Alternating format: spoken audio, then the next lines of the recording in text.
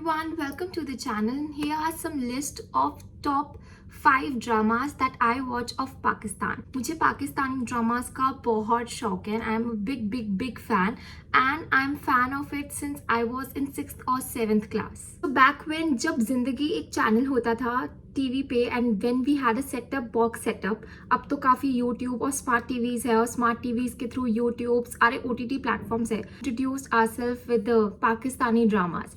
और ये पाकिस्तानी ड्रामाज भी ना तब ज़्यादा आते नहीं थे, उस पर एक एक करके आते थे. जैसे हर सीरियल का एक सेटअप होता है, टाइम्स होते हैं अलॉटेड. उसके साथ साथ हम देखते थे फेरिया. तो फेरिया और बाकी सारे पाकिस्तानी ड्रामास के थ्रू ही we got introduced to such concepts and such beautiful stories of Pakistan. अब इसमें ना क्या है कि इनकी लाइफ और हम इंडियन सब कॉन्टिनेंट के पीपल की लाइफ बहुत सिमिलर है. At the end we are South Asians of course. तो हम लोगों का काफ़ी बोलचाल, रहना सहना, कपड़े, खाना पीना सब ऑलमोस्ट सेम. तो फिर हमें लगता है कि काफ़ी कनेक्टिविटी बन जाती है. It's just because of the border that we are separate and some cultural priorities and some cultural things कि हम सबका बहुत different. Here is the list of dramas that if I had to rewatch them right now I would definitely do. Also इसमें से कुछ dramas ऐसे हैं जो मैंने अभी थोड़े recent years में discover करे और वो blockbuster hit थे, not just in India but also in Pakistan. So the first drama is मेरे पास तुम हो. First of all, I love Aiza Khan. I have been stalking her on Facebook since 2015. I am a big fan of her. जब उनकी शादी हुई थी, अब उनके बच्चे भी बड़े हो गए हैं, 10-11 साल के हैं. सो आयजा खान की इसमें एक्टिंग इतनी माइंड ब्लोइंग है. मोस्टली उनके जितने भी रोल्स रहे वो बहुत ही फेमिनाइन या बहुत ही फन एंड फ्रॉलिक रहे हैं. तो इस वाले ड्रामा में ना जब वो इतनी बोल्ड वे में आती है, इतनी मॉडेस्ट और इतनी बोल्ड वे में अपना कैरेक्टर दिखाती है, तो ये ड्रामा अपने आप में बहुत अच्छा बन जाता है. Also because of the OST. इसका इतने अच्छे लिरिक्स और इतने डीप मीनिंग के साथ है कि जिनका ब्रेकअप भी नहीं हो रखा और जिनके ऊपर किसी ने चीट भी नहीं करा, उन तक को बहुत फील होता है. So this drama is a must watch for people of India. और ये ड्रामा पाकिस्तान में बहुत बड़ा ब्लॉकबस्टर हिट रहा था. मोस्टली ये स्टोरीज ना विमेंस पे ज़्यादा होती है, स्पेशली अगर आप इंडियन हाउस होल्ड्स में देखो और पाकिस्तान हाउस होल्ड्स में देखो, क्योंकि विमेंस काफ़ी दबाई जाती हैं.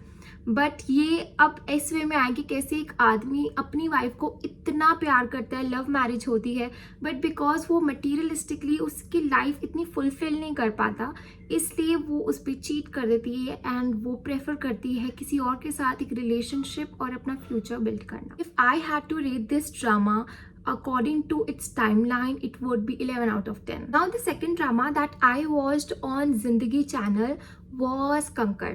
अब कंकर एक ऐसा ड्रामा है जो बहुत वल्नरेबिलिटी बताता है. वही पहले वाले ड्रामा से उसकी रूट कॉज और एक वो सच्चाई बताता है इंडियन हाउस होल्ड्स की और काफ़ी वर्ल्ड वाइड प्रॉब्लम की, बट स्पेशली उन कंट्रीज़ में, थर्ड वर्ल्ड कंट्रीज़ में, और वहाँ जहाँ विमेन बिल्कुल भी इंडिपेंडेंट नहीं है, विमेंस को बहुत ज़्यादा दबाया जाता है और विमेंस को बिल्कुल ही टॉयज़ की तरह ट्रीट किया जाता है. इसमें ये स्टोरी होती है कि कैसे एक हस्बैंड अपनी वाइफ के ऊपर कितना डोमेस्टिकली वायलेंट होता है और गलती से हो जाता है. मतलब वो थोड़ा वायलेंट होता है और फिर वो सॉरी बोल देता है, फिर वो थोड़ा वायलेंट होता है, फिर वो सॉरी बोल देता है. और उसको बहुत ही छोटी छोटी चीज़ें जो बहुत बेसिक होती है, अपने पेरेंट्स से मिलना, बार बार उनसे हमारे घर की बात करना, वो उसे पसंद नहीं होती. जस्ट बिकॉज उनकी लव मैरिज हुई होती है, फिर भी उसे ये चीज़ें बिल्कुल एक्सेप्ट नहीं होती.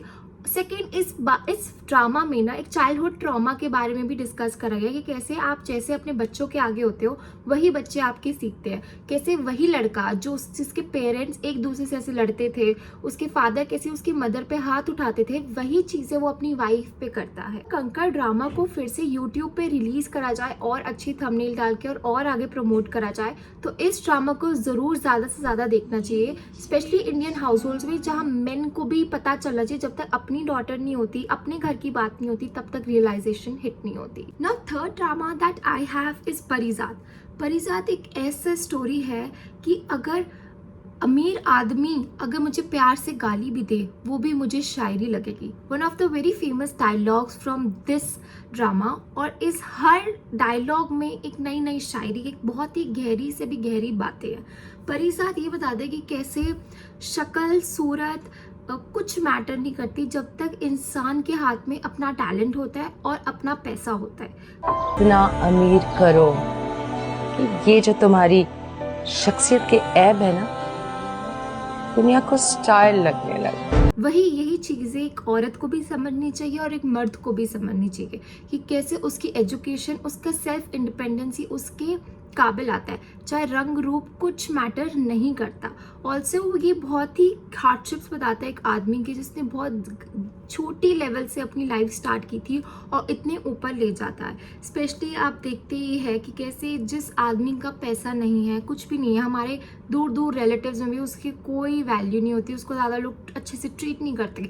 बट यही अगर उसके बच्चे बहुत काबिल निकल जाए तो उसको बहुत अच्छे से ट्रीट किया जाता है, उसको बार बार पूछा जाता है, इन्विटेशंस भेजे जाते हैं और बनाने की कोशिश की जाती है। फोर्थ ड्रामा इज दाम।